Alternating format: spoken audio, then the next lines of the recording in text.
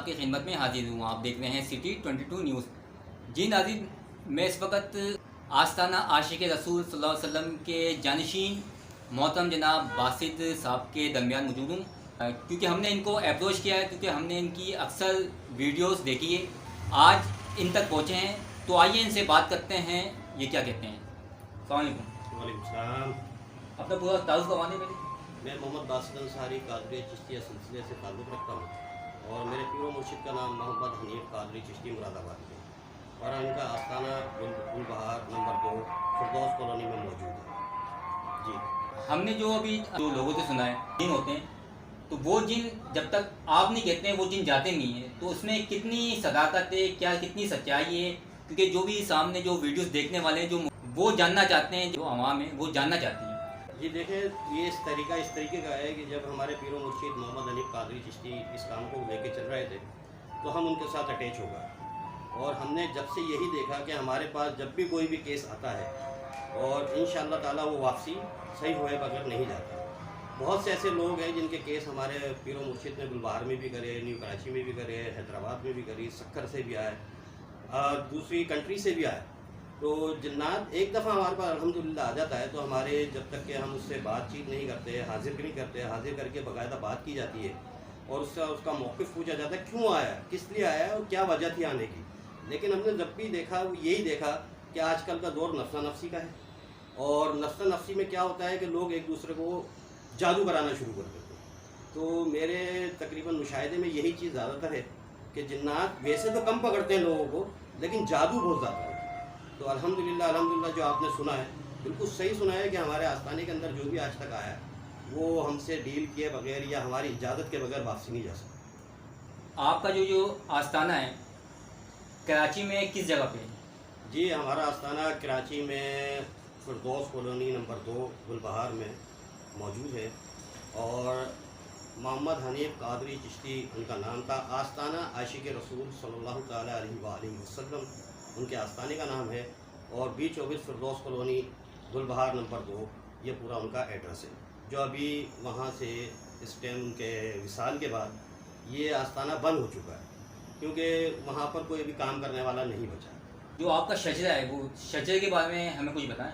देखिए, मैंने अभी एक वीडियो बनाई थी और उस वीडियो में यही बोला था कि मैं आपको अपना शिजरा बिल्कुल तरीके से बताऊंगा और ये जहाँ से हमारी निस्बत शुरू हुई है और उस निस्बत के हवाले से मैं आपको ये बताना शुरू करूँगा। पहली वीडियो के बाद ही आपने हमको पकड़ लिया आगे कि जनाब मैं तो आपको काफ़ी अरसे से ढूंढ रहा हूँ।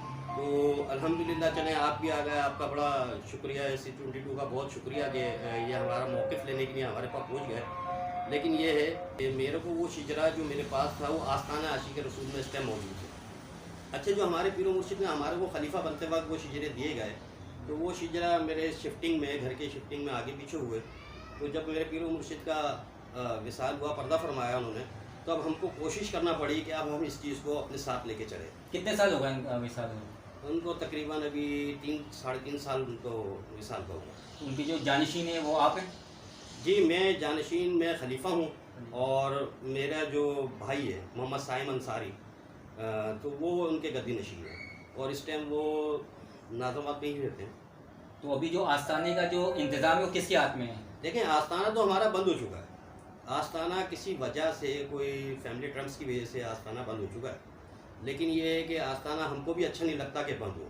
बहुत से लोग परेशान हैं और बहुत से लोग जानना चाहते हैं कि आस्ताना बंद क्यों हुआ, लेकिन हम उनको क्या बताएं, किस तरीके का बताएं, क्या बताएं, हमारी समझ में नहीं आता। तो इसलिए हम अपना ही काम, अपने ही उन्हीं के घर पे जो मरीज़ होते हैं, अब हम उनके घर पे जाके वो काम स्टार्ट किया है कि वो किसी तरीके से हमसे फैज़ हासिल कर सकें।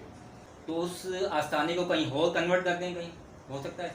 जी जी, बिल्कुल ऐसा हो सकता है कि हम आस्ताना कन्वर्ट ही करने के चक्कर में लगे हुए हैं कि कहीं हमारे को अच्छी जगह मिल जाए और मुनासिब जगह मिल जाए तो हम वहाँ पर अपना आस्ताना आराम से कन्वर्ट कर सकेंगे और उससे बहुत फ़ायदा है। बेनिफिट ये होता है कि जब हमारा अपना आस्ताना हमारे हैंड ओवर होता है तो वो हम अपने तरीके से चला सकते हैं, बज़ाहिर दूसरे तरीके से हम नहीं चला सकते। जो हमारे पीर मुर्शिद ने हमको तरीका और सलीका समझाया है, उस तरीके और सलीके के ऊपर ही हम उसको चला सकते हैं। बाकी किसी के कहने पे नहीं चला सकते कि यूँ चलाओ, यूँ चलाओ, यूँ चलाओ, क्योंकि मैंने बहुत मेहनत करी है। मैंने अल्हम्दुलिल्लाह अपने पीर मुर्शिद के साथ रह के बहुत कुछ सीखा है। मैं 10 साल की उम्र से उनके साथ था और मैंने तकरीबन 3 चिल्ले काटे। तो मैं इस सिलसिले को बहुत अच्छे तरीके से समझता हूँ और कोशिश मेरी यही है कि मैं इस सिलसिले को आगे बढ़ाऊँ। आगे इस तरीके से बढ़ाना है हमने कि हम गरीबों का ख्याल रखते हुए, देखें इस काम के अंदर ऐसा होता है, गरीबों का ख्याल की इसलिए बात कर रहा हूँ कि इस काम के अंदर ऐसा होता है, हवाएं जो होती हैं, जिन्नात जो होते हैं, वो आपको दिखते तो नहीं है कि कहाँ से कौन वार कर रहा है, क्या नहीं कर रहा। जब आप किसी का काम करने जाते हैं और उसके बाद पता चलता है कि भाई उनके कुछ बंदे रह गए, कुछ जिन्नात रह गए, तो वो फिर हमारे पे अटैक करते हैं। तो हमारे पे जब अटैक करेंगे तो जाहिर सी बात है हमको सदके देना पड़ते हैं।